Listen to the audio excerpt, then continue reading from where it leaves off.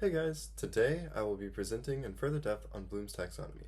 We were first introduced to this topic way back in week 3 by Livy and Isaiah, and they mainly focused on the first domain of Bloom's taxonomy, cognition. As we have already discussed this domain and its subdomains in detail, I'll be talking about the other two domains today, the affective and psychomotor domains. We will be starting with the affective domain. This domain deals with attitudes, values, interests, and appreciation of other learners. The affective domain has 5 subcategories: responding, receiving, valuing, organization, and characterization. The first subcategory, receiving, deals with how students receive their peers as an audience. An example outcome a teacher might make for this domain is listen to your classmates' performance respectfully. An assignment that the teacher could pair with this outcome could be tasking the students with writing a summary on how they viewed the performance. After receiving comes responding. This subcategory is all about your student's ability to respond. A sample learning outcome of this would be, the student should be able to effectively respond to others. Taking this example from before, the teacher can then ask the students to give feedback to the performer and ask them questions, prompting the performer to respond. The third subcategory is valuing.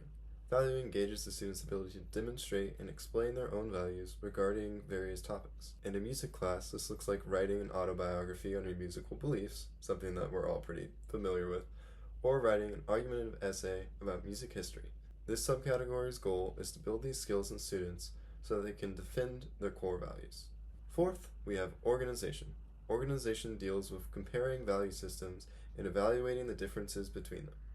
After evaluation, the class will have made a set of values that reflects all students. To do this, a teacher could have the class work together to create a list of class rules that reflect these values. The final subcategory is characterization.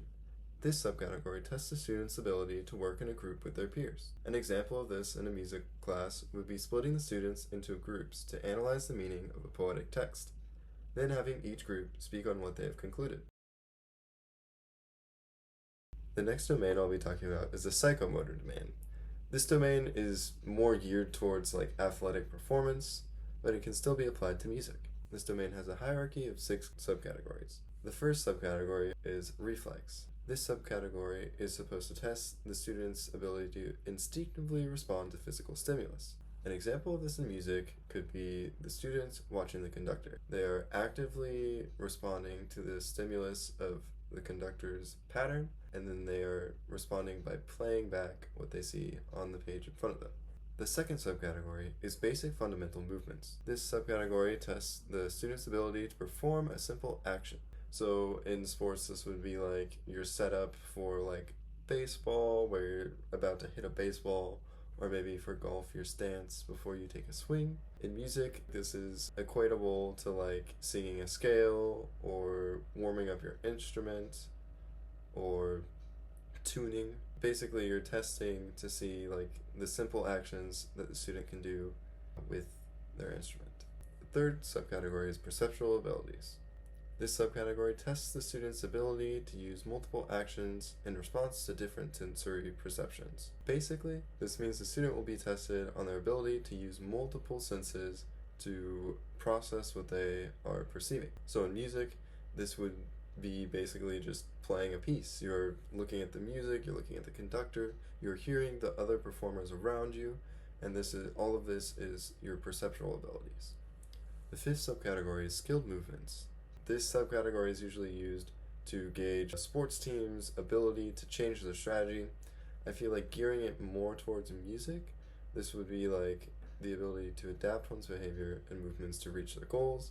So a teacher could have the class decide maybe what set they will be bringing to a festival, or what set they're going to be bringing to a competition, in order to have the students kind of think about their music in a more strategical way, and what the students think is the best music that they can be presenting. The sixth subcategory is non-discursive communication. This subcategory deals with expressing oneself through purposeful movement. This can be achieved by having the ensemble learn choreography, or just by asking them to move while they're playing. Well guys, that's all I have for today. Thank you for tuning in, and have a great rest of your Friday. This subcategory tests the student's ability to adapt one's behavior and movements to reach goals. So in music, this